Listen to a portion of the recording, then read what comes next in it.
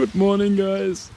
I had a good night at a campground in the French Pass, and I set my timer at 6:30 and woke up and drove up the hill to make some nice pictures from the sunrise over the bay here. It was really amazing, and yeah, today I will do some hiking tracks here, and yeah, before I'm doing that I will have a breakfast at the beach, which is pretty amazing, and yeah, I would say check out the pictures. See you later, guys.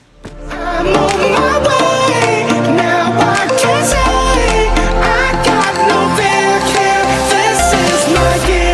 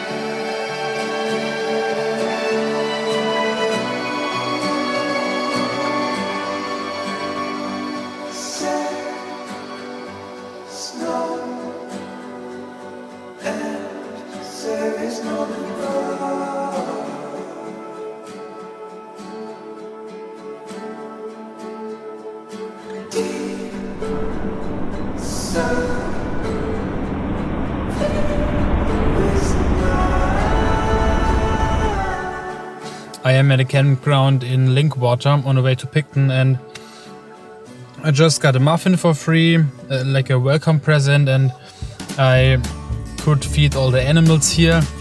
Very funny.